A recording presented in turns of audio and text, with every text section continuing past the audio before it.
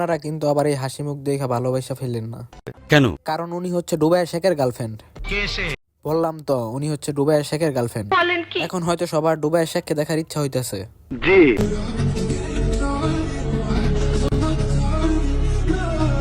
এখন একদল লোক বলবে সে কি করে ডুবাইয়ের শেখ হবে, সে তো বাংলাদেশের টিকটকার। যারা এখন বাইকে টিকটকার বলতেছেন আসলে তারা বাইয়ের লেভেলেই নাই, তাই আপনারা তাকে টিকটকার বলে সম্বোধন করেন। কি আর করা, কিছু করার না থাকলে আমাদের পেজটিকে ফলো করেন। কথা কি ক্লিয়ার না ভেজাল আছে? Hello brother and sister, welcome to mister dot hyper.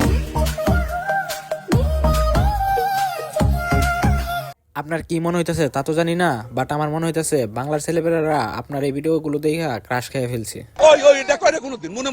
না, তারা মনে মনেই বলে, আর চাইলেই তো একজন শেখ হইতে পারবো না। তার থেকে বড় কথা একজন খাঁটি টিকটকার হওয়া।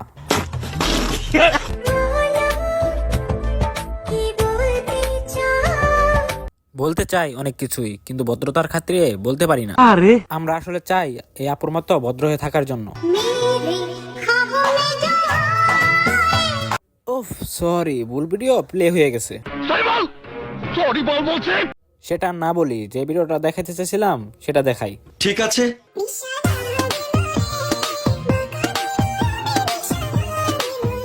না ভাই, আপনারাই বলেন, মেয়েটা শাড়ি পরছে, তাকে কত সুন্দর না লাগতেছে।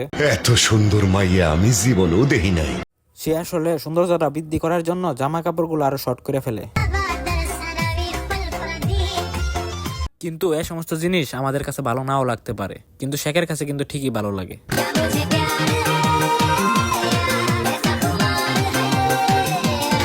এখন প্রাইভেট বোটে গার্লফ্রেন্ড নিয়ে ঘুরে বেড়ায়, আর দুদিন পরে দেখবো প্রাইভেট জেটেও গার্লফ্রেন্ড নিয়ে উইরা বেড়াইতেছে। এইটা কি কোনো কথা? কথা তো সেটা না, কথা হচ্ছে ওইটা আমরা তাকে মূল্য দেই না, আর বাইরের দেশের কান্ট্রির মানুষ ওকে দিয়ে শোরুম উদ্বোধন করায়।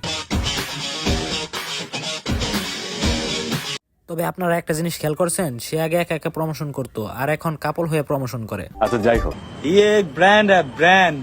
তবে আপনাদের অনেকেরই প্রশ্ন, এই ব্র্যান্ডের উৎপত্তি স্থল কোথায়?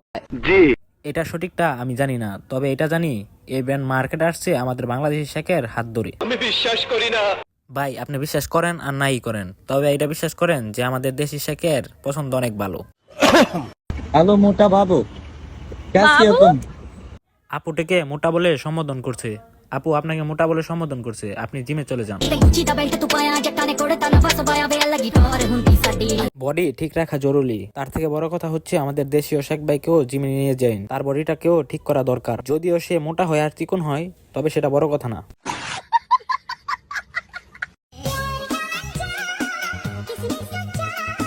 শুনেছি লাল কারের টান নাকি বেশি।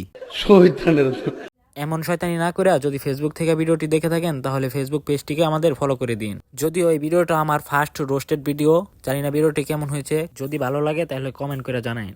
আল্লাহ হাফেজ।